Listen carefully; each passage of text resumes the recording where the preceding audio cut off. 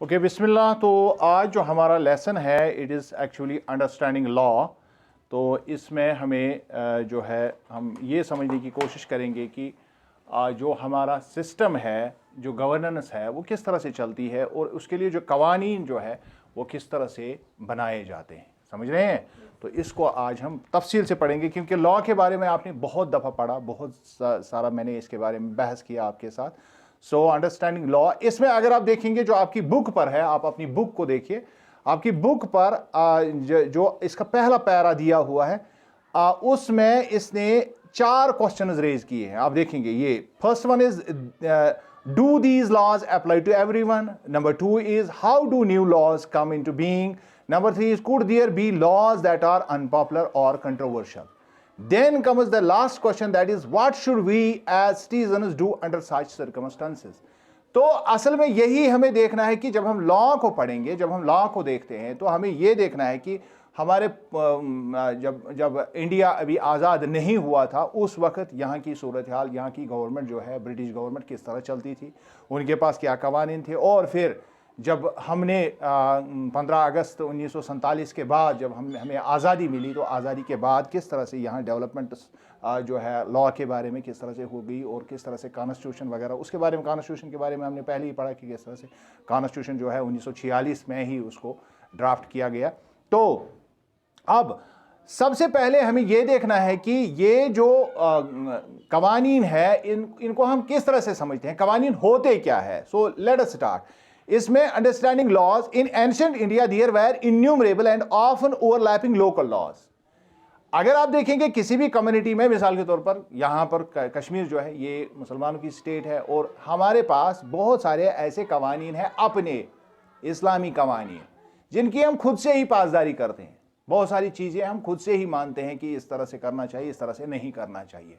समझ रहे हैं? तो ये डूज एंड डोंट्स जिनको हम कहते हैं, यानी क्या करना है क्या नहीं करना है, असल में उन्हीं को हम जो रूल्स, किसी सोसाइटी में जो रूल्स होते हैं जिनको हम फॉलो करते हैं, जिनके हिसाब से हम अपनी जिंदगी बसर करते हैं, उनको हम असल में लॉ कहते हैं, उनको हम कानून कहते हैं। और यहाँ पर इंडिया जो है पुराने ज़माने से ही यहाँ पर बहुत सारी जो है बहुत सारे लोग रहते हैं। और आप ये जानकर हैरान होंगे, आपने 6th में पढ़ा होगा, there are 600 languages spoken in India, यानी तकरीबन 1600 ज़ुबानें यहाँ लोग बोलते हैं। तो इसका मतलब 1600 कल्चर यहाँ इंडिया के अंदर है। तो 1600 कल्चर अगर है तो हर कल्चर की अपनी फ़िलॉसफी होगी। लिहाजा यहाँ पर हम देखते हैं कि मुख्तलिफ कल्चर्स के अंदर मुख्तलिफ कवानीन हुआ करते थे और हर कानून की उनकी अपनी एक पहचान होती थी। हर जो कम्युनिटी जो होती थी वो अपने हिसाब से कवानीन को देखती थी इंडिया में, पुराने इंडिया की जब हम बात करते हैं। Different communities enjoy different degrees of autonomy in administering these laws among their own. और जब यहाँ ब्रिटिश गवर्नमेंट थी या उससे पहले जब यहाँ किंगडम्स हुआ करते थे, उनमें भी इन कम्युनिटीज़ को थोड़ा बहुत उनकी ऑटोनॉमी हुआ करती थी, उनकी खुदमुख्तारी होती थी। चंद एक कवानीन जो वो अपने चाहते थे वो नाफिज करते थे, लेकिन बाकी जिस किंगडम में वो होते थे या जिस गवर्नमेंट के अंडर वो होते थे, बाकी कवानीन गवर्नमेंट के हुआ करते थे। समझ रहे हैं मेरी बात? In some cases, the punishment that two persons received for same crime vary depending on their caste backgrounds. और कुछ एक कवानीन में आप ये जानकर हैरान होंगे, कुछ एक कवानीन में ऐसा भी था कि जब हम पनिशमेंट की बात करते हैं, अगर दो शख्स, एक ही कम्युनिटी के दो अशखास अगर एक ही क्राइम करते, एक ही जुर्म करते, तो कानून के अंदर ऐसी चीज़ें हुआ करती थी, डिस्क्रिमिनेशन वहाँ होती थी कि अगर बड़े कास्ट का शख्स है तो उसको ज़्यादा सज़ा नहीं मिलेगी, अगर छोटे कास्ट का तो उसको सज़ा ज़्यादा मिलेगी।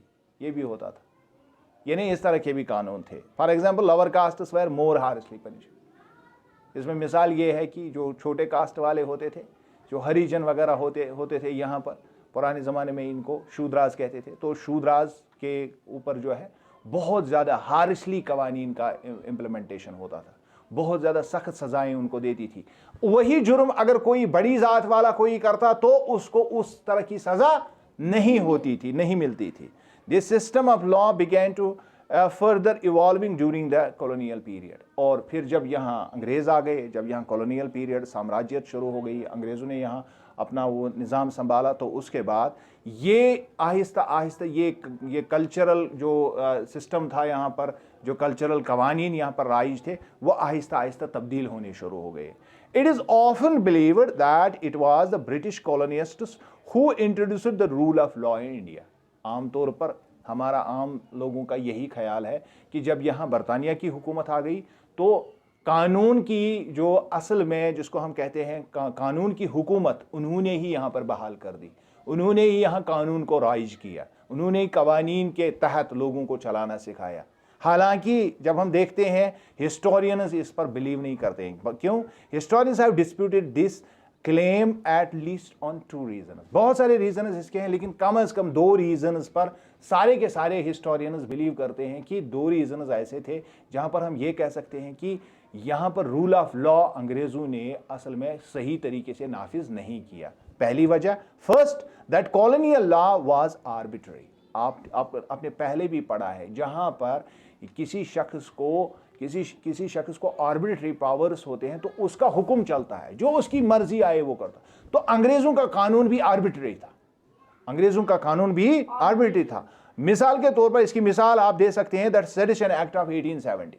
एक एक्ट उन्होंने अंग्रेजों ने यहाँ लाया 1870 में, उन्होंने एक कानून यहाँ मुतारफ कराया जिसको हम सेडिशन एक्ट कहते हैं। क्या होता था ये sedition act? Any person protecting और criticising the British government could be arrested without due trial.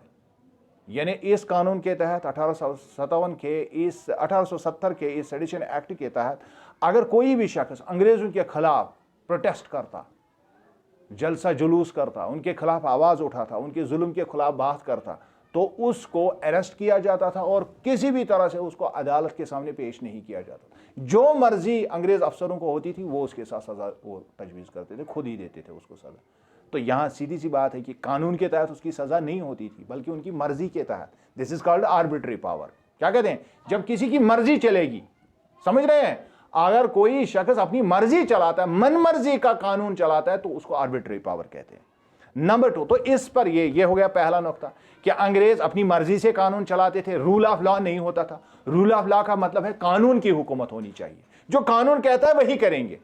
लेकिन वो ये नहीं मानते थे कानून क्या कहेगा, वो कानून की पासदारी नहीं करते थे, बल्कि अपनी मर्जी से कानून चलाते थे। तो इसको हम आर्बिट्ररी पावर कहते हैं। तो second, the Indian nationalist played a prominent role in the development of the legal sphere in British India. दूसरा, जो यहाँ इंडियन नेशनलिस्ट जो थे, हिंदुस्तान में कौमी तहरीक चलाने वाले जो लोग थे, बड़े लोग, हमारे रहनुमा, जिन्होंने यहाँ आज़ादी लेकर दे दी हिंदुस्तानियों को, तो उन्होंने इसमें अहम रोल अदा किया। कानून की बालादस्ती को कायम करने के लिए अहम रोल उन लोगों ने ही अदा किया जब वो अंग्रेजों के खिलाफ लड़ रहे थे। कैसे? They protested and criticised this arbitrary use of authority by the British. उन्हें कहा यह आर्बिट्ररी अथॉरिटी नहीं चलेगी, आपकी मर्जी नहीं चलेगी, बल्कि कानून चलेगा। अगर कानून जो भी कानून है अंग्रेजों का ही कानून है, कोई बात नहीं, हम वही मानेंगे, लेकिन सब पर एक जैसा लागू करो। हम ये नहीं तस्लीम करेंगे कि आप एक को एक सजा, और अंग्रेज अगर वही जुर्म करेगा उसको एक सजा मिलेगी, और अगर वही हिंदुस्तानी वही जुर्म करेगा तो उसको दूसरी सजा दे देंगे। अब ऐसा नहीं चलेगा, अब कानून की बालादस्ती। तो ये यहाँ के नेशनलिस्ट लीडर्स ने किया। इसी वजह से हम ये कहते हैं कि अंग्रेजों ने रूल ऑफ लॉ कायम नहीं किया। कानून उनके पास था, लेकिन वो आर्बिट्ररी पावर यूज करते थे, वो अपने हिसाब से चलाते थे इसको। जहां उनकी मर्जी आती थी वहां कानून का सहारा लेते थे, जहां मर्जी आती थी वहां अपना कानून चलाते थे, जो उनकी मर्जी में आती थी वो करते थे। लिहाजा जब यहाँ नेशनलिस्ट्स आए तो उन्होंने कहा नहीं, ऐसा उनकी मर्जी नहीं चलेगी।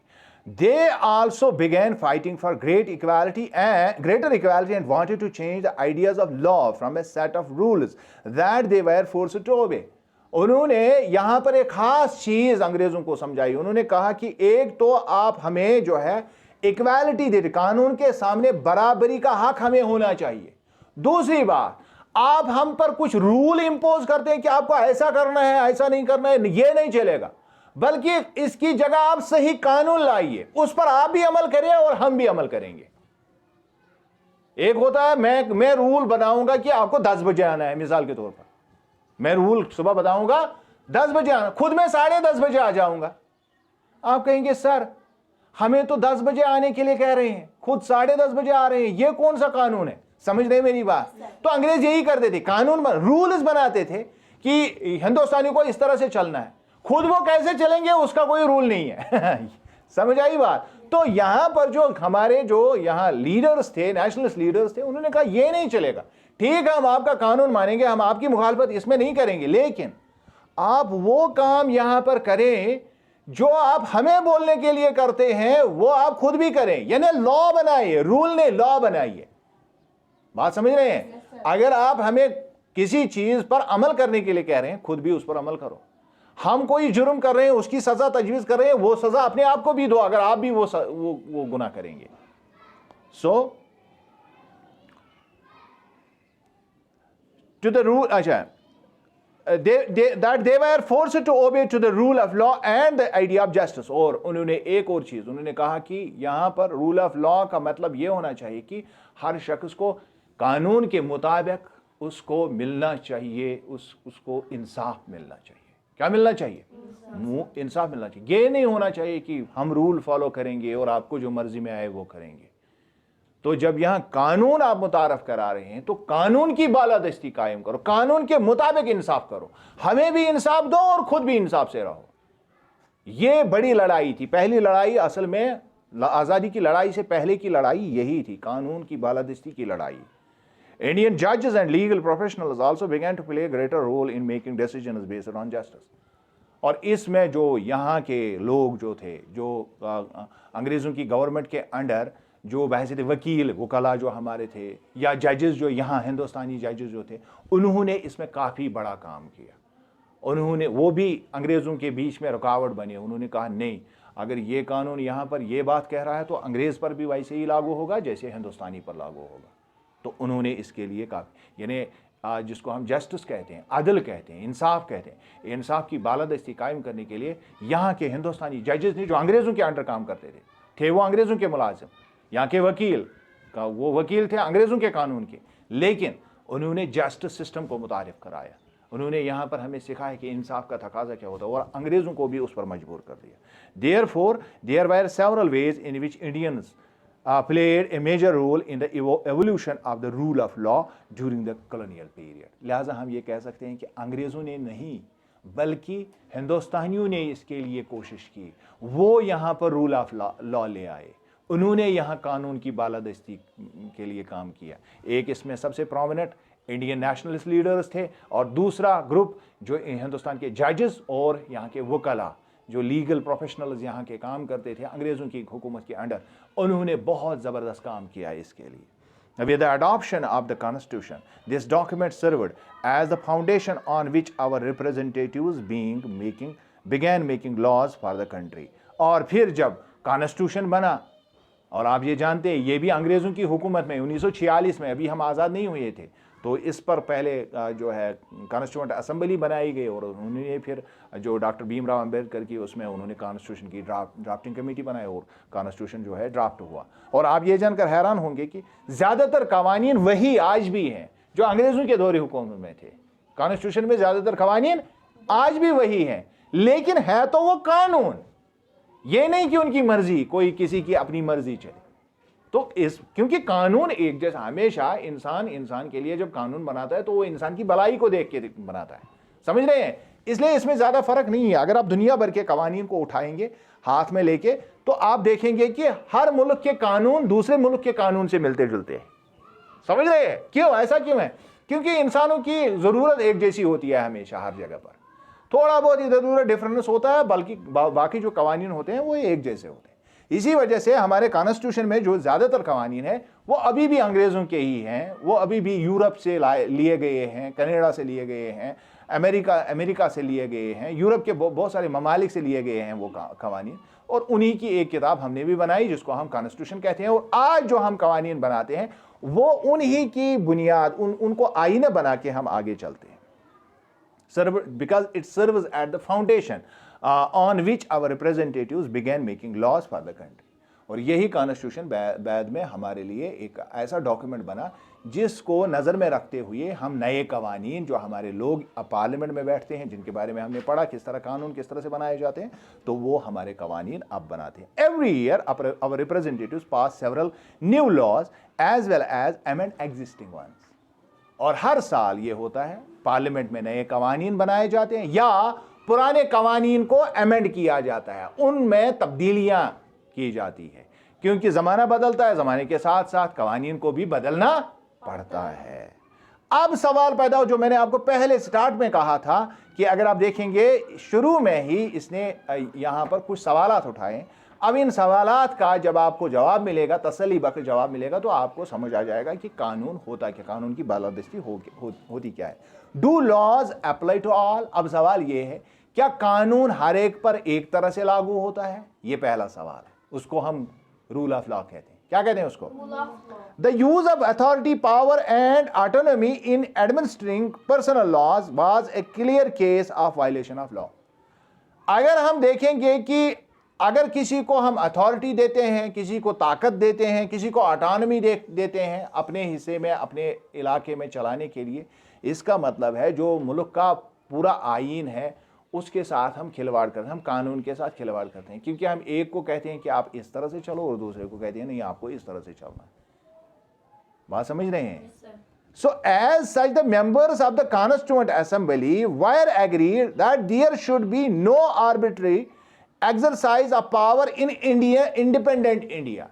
यही वजह है कि जो हमारी ड्राफ्टिंग कमेटी या जो हमारी कॉन्स्टिट्यूएंट असेंबली थी, को कॉन्स्टिट्यूएंट असेंबली ने पहली बात यह क्लियर कर दी कि जब इंडिया में कॉन्स्टिट्यूशन लागू होगा, हर एक को उसी आईन के तहत, एक जैसे आईन के तहत, एक जैसे कानून के तहत उनको चलना पड़ेगा, और किसी को भी हम आर्बिट्री एक्सरसाइज करने के लिए आर्बिट्री पावर हम नहीं दे सकते। किसी को हक नहीं होगा कि वो फिर कानून से बालातर होकर कोई काम करे। हर एक पर कानून लागू होना चाहिए। They therefore instituted several provisions in the Constitution that would establish the rule of law। इसीलिए कानून के अंदर ही इस कॉन्स्टिट्यूशन के अंदर ही ऐसे कुछ कवानीन बनाए गए जिनकी वजह से पूरे हिंदुस्तान में हुकूमत जो कायम कर दी गई कानून की, यानी बालादस्ती कायम कर दी गई। किसकी? कानून। अब कानून हर जगह चलेगा और कानून से बालातर कोई शख्स नहीं माना जाए। इसको हम रूल ऑफ लॉ कहते हैं। क्या कहते हैं? यानी हुकूमत होगी कानून की, बालादस्ती होगी किसकी? कानून से ऊपर कोई नहीं होगा। The most important of these was that all persons in independent India are equal before the law. और इन रूल्स जो हमने कॉन्स्टिट्यूशन में बनाए, इनमें एक रूल हमने जो फंडामेंटल्स में हम पढ़ते हैं, फंडामेंटल राइट्स में हम पढ़ते हैं, उसमें हम राइट टू इक्वालिटी पढ़ते हैं। यानी हर शख्स जो है वो दूसरे के बराबर है। हर शख्स जो है वो उसका हक उसी तरह है जिस तरह दूसरे का है। कानून की नज़र में सब लोग बराबर हैं। तो ये कॉन्स्टिट्यूशन में एक शिक हमारे पास आज भी मौजूद है, और यहाँ पर हम किसी शख्स के वर्डिक्ट को चैलेंज कर सकते हैं। तो इस तरह से the law can not discriminate between persons on the basis of their religion, caste और जेंडर। इस वजह से कानून जो है किसी के मजहब या किसी की ज़ात क्या है या किसी का जेंडर, चाहे वो मेल है या फीमेल है, उसमें डिस्क्रिमिनेट नहीं करेगा। उनमें वो ये नहीं देखेगा कि ये औरत है इसके लिए अलग सज़ा होगी और मर्द के लिए अलग सज़ा। अब कास्ट को देख के ये कुमार है तो ये ज़मींदार है, इस पर अलग कानून होना चाहिए, इस पर अलग कानून होना चाहिए। ये शेड्यूल कास्ट है और ये ब्राह्मण है, इसके लिए अलग कानून होना नहीं, इस तरह की बात नहीं मानी जाएगी। और इसी तरह मज़हब, ये सिख है तो ये मुसलमान है, इन दोनों में डिफरेंस करेंगे नहीं। कोई भी बात, कोई भी डिस्क्रिमिनेशन किसी भी तरीके से नहीं हो सकती है। What the rule of law means is that all law apply equally to all citizens of the country and no one can be above the law। अब रूल ऑफ लॉ का मतलब यह है कि हर शख्स, यहाँ सिटीजन का लफ्ज़ इस्तेमाल हुआ, सिटीजन शहरी, यानी जो मुल्क का बाशिंदा होता है, जिसके ऊपर कानून हम लागू करते हैं, उसको सिटीजन कहते हैं। उसको सिटीजन, हर सिटीजन का मतलब ही है कि इस पर ये कानून की पासदारी करेगा। जो सिटीजन नहीं होता है वो आउटलायर, एलियन होता है। समझ रहे हैं? यानी उस पर फिर कानून का इतलाक नहीं होता, या वो कानून से भगोड़ा होता, कानून से भागा हुआ शख्स होता है। हर शख्स जो सिटीजन इंडिया का है उसको मुल्क का आईन तस्लीम, मुल्क का कानून तस्लीम करना पड़ेगा और उस पर अप्लाई भी उसी तरह से एक जैसा होगा। Neither A government official nor a wealthy person nor even the president of the country is above the law. ना कोई बड़ा आदमी, ना कोई जिसको हम कहते हैं कोई जो बड़े मनसबे का मालिक है, कोई बड़ा मुलाजिम है, मिसाल के तौर पर हमारे पास जो डीसी साहब होते हैं या डिविजनल कमिश्नर साहब होते हैं, वो कानून से बालातर नहीं है। कोई शख्स कानून से बालातर नहीं। कोई वेल्दी आदमी है, कोई बड़ा आदमी है। यहाँ मिसाल के तौर पर इंडिया में अनिल अंबानी साहब है, हम ये नहीं कहेंगे कि आप ये अनिल अंबानी साहब ने कोई जुर्म किया है तो उसको सजा मत दो, नहीं, ऐसा कुछ भी नहीं होगा। इवन नॉट आवर प्रेसिडेंट, हमारा ऑनरेबल प्रेसिडेंट जो है कोविंद जी, तो हम उसको भी कानून से ऊपर तस्लीम नहीं करेंगे कानून के मुताबिक। सो एनी क्राइम और violation of law has a specific punishment as well as a process through which the guilt of person has to be established. लिहाजा अगर कोई भी शख्स जुर्म करेगा तो कानून का एक अपना तरीकाकार होगा कि किस तरह से उसको मुजरिम साबित किया जाएगा। इसके लिए एक प्रोसेस है। आपने देखा होगा कि हम कानून किसी के ऊपर कानून नाफिज करने के लिए, कानून लागू करने के लिए हम उसको अदालत में ले जाते हैं, फिर अदालत में ट्रायल होती है और उस ट्रायल की बुनियाद जो है मुख्तलिफ चीज़ों पर होती है, एविडेंस पर होती है कि इसने वाकई किया या नहीं किया, फिर शहादतें होती है और बाकी सारी चीज़ें सारी जब हम फिर जब हम उसको साबित करते हैं कि ये अब मुलजिम नहीं मुजरिम साबित हो गया, तो उसके बाद उसको कानून के अकॉर्डिंग सज़ा दी जाती है। This is called rule of law.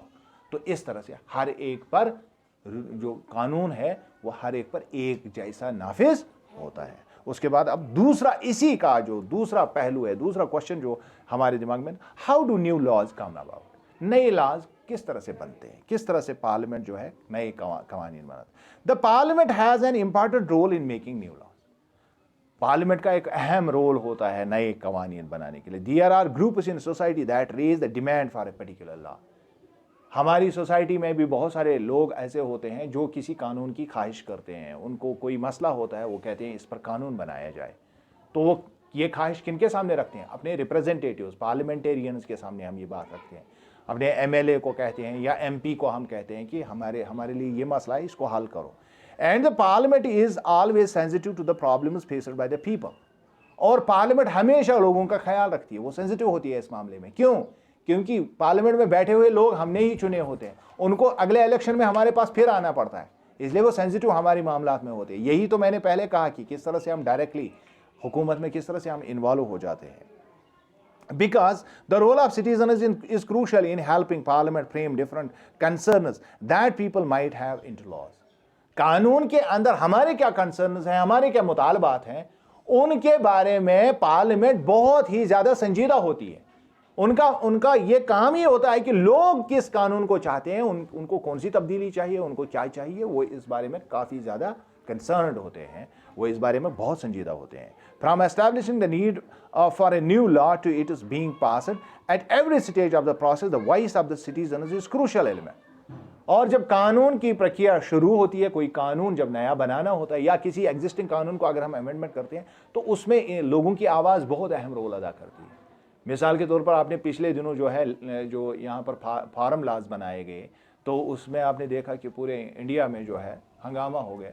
और बाय द वे उसमें बहुत सारी चीज़ें जो है आपने देखी होंगी, सुनी होंगी, प्रोटेस्ट्स भी इसके बारे में हो गई। इसका मतलब है कि कानून अगर पार्लियामेंट में बन के भी आएगा, लोग अगर उसको पसंद नहीं करेंगे, आगे चलकर इसको हम क्लियरली पढ़ेंगे, तो वो चीज़ जो है बाद में गवर्नमेंट को भी उसमें रिट्रीट करना पड़ता है, उनको अपना फैसला वापस लेना पड़ता है, क्योंकि असल पावर एक डेमोक्रेसी में लोग होते हैं। असल पावर कौन होते हैं? लिहाजा क्रूशियल एलिमेंट इसमें सिटीजन्स हैं। This voice can be heard through TV reports. फिर इसमें टीवी रिपोर्ट होते हैं, न्यूज़पेपर्स होते हैं, एडिटोरियल्स में छपता है कि कौन सा कानून सही है, कौन सा गलत है, या लोग कौन सा नया कानून चाहते हैं। रेडियो ब्रॉडकास्ट्स में इसके बारे में बातें होती हैं, लोकल मीटिंगें लोग करते हैं, प्रोसेशंस निकालते हैं, बहुत सारी और भी चीज़ें करते हैं। All this help in making the work that parliament does more accessible and transparent to the people.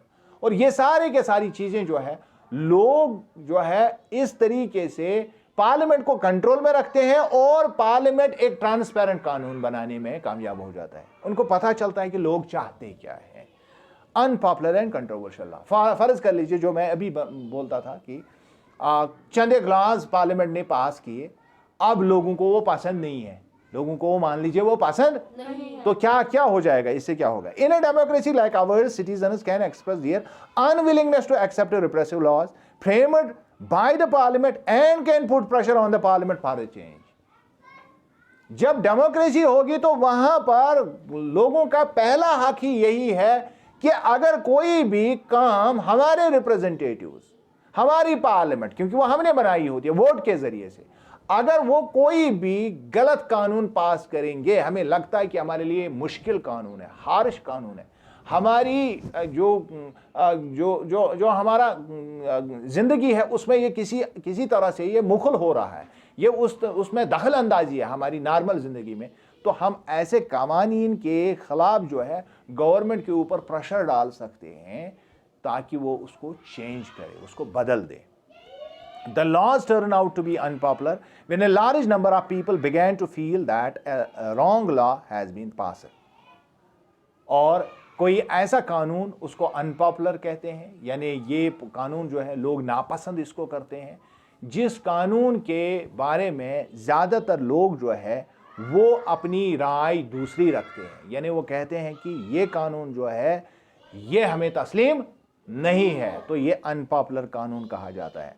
और इसको लोग समझते हैं कि इसमें किसी न किसी एतबार से हमारे साथ कोई नाइंसाफी हुई है और ये इस कानून को गलत समझते हैं, ये इस कानून को गलत समझते हैं। It can be constitutionally valid and hence legal. हालांकि कानून आईन के मुताबिक वैलिड कानून होगा, लेकिन लोग मानने के लिए तैयार नहीं है। इसको कंट्रोवर्शियल कानून कहते हैं, इसको कंट्रोवर्शियल लॉ कहते हैं। क्या कहते हैं इसको? Controversial law. But being unpopular and unacceptable to people because they feel that the intention behind it is unfair and harmful. लेकिन इसको हम अनपॉपुलर या इसको हम अनएक्सेप्टेबल कानून इसलिए कहते हैं, कानून वैलिड होता है, पार्लियामेंट ने बनाया है, लेकिन लोग तस्लीम नहीं करते हैं। क्यों? लोग समझते हैं कि इसके पीछे गवर्नमेंट का इंटेंशन सही नहीं था, वो हमसे ज्यादा पैसा ईटना चाहते हैं। मिसाल के तौर पर टैक्स पर कोई लॉ बना, अब गवर्नमेंट कहता है कि नहीं 20% टैक्स की बजाय आप 40% टैक्स दे दीजिए, तो ये अनपॉपुलर हो जाएगा। क्यों? लोग समझेंगे कि हमारे साथ ज्यादती हो रही है, हमारे साथ ज्यादती। हालांकि कानून अपनी जगह वैलिड है क्योंकि वो पार्लियामेंट ने पास किया है, हमारे लोगों ने पास किया है, लेकिन लोग क्या उसको तस्लीम करेंगे या नहीं करेंगे? अगर लोग इससे सेटिस्फाइड नहीं है तो हम कहेंगे ये अनपॉपुलर लॉ है, ये अनएक्सेप्टेबल लॉ है। बात समझ रहे हैं? Hence people criticize this law by holding public meetings. फिर लोग इसके खिलाफ जो है आवाज उठाते हैं, जलसे करते हैं, जुलूस करते हैं, मीटिंग्स गैदर करते हैं, राइट अबाउट इट या writing about it in newspapers. फिर अखबारों में जो कलमकार होते हैं वो इसके खिलाफ लिखते हैं कि ये कानून किस तरह से गलत है, या reporting to TV news channels, या हम न्यूज़ चैनल्स में लोगों से पूछते हैं कि इस कानून के बारे में आपका क्या कहना है, तो लोग बताते हैं नहीं हम इस कानून को नहीं मानते हैं, हमारे लिए ये सहूलत होनी चाहिए, इस कानून में यहाँ पर ज़्यादती है, हमारे साथ ये चीज़ है, ये चीज़ है। तो लोग इस तरह से आवाज़ अपनी बुलंद करते हैं that a wrong law has been passed. लोग कहते हैं कि ये गलत कानून है। Then there is pressure on the parliament to change this.